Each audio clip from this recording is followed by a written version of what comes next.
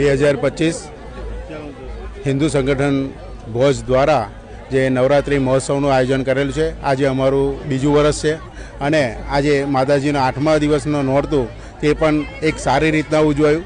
કોઈ વિઘ્ન નથી આવ્યું 8મા નોરતે પણ, અને આવનાર સમયમાં પણ આવાને આવા અમારા નોરતા ઉજવાય અને માતાજીની ભક્તિ થાય અને ગરબા રમીને જે માતાજીની ઉપાસના અને ભક્તિ કરીએ છીએ એ અમારા ગામની અંદર એક સરસ માહોલ રહે છે।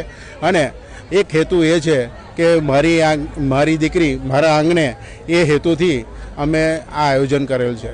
મારી દીકરી મારા આંગણે આ ઉદ્દેશથી અમે 2025 હિન્દુ સંગઠન ભોજ દ્વારા નવરાત્રિનું આયોજન કરેલું છે અને તેમાં સર્વ સમાજ અહીંયા આગળ સાથે મળીને અમે આ નવરાત્રિનું આયોજન કરેલું છે અને તેની અંદર સર્વ વર્ગ એકત્રિત થઈને ભાઈઓ બહેનો તથા યુવકો તથા નાના ભૂલકાઓ અહીંયા આગળ મન મૂકીને ગરબા રમી રહ્યા છે। ત્યારે આવીને આવી અમારા હિન્દુ સંગઠન ભોજ દ્વારા આગામી દિવસોની અંદર આવીને આવી રીતે પ્રવૃત્તિઓ થયા કરે, આવી રીતે અમારે કાર્યક્રમો થયા કરે અને અમારા હિન્દુ સમાજની અંદર એક એકતાનું વાતાવરણ જળવાઈ રહે એવી હું આજના 8મા દિવસે માતાજીના ચરણોની અંદર પ્રાર્થના કરું છું તથા શુભેચ્છા પાઠવું છું કે આવી રીતે અમારું હિન્દુ સંગઠન ભોજ કાર્ય કરતું રહે।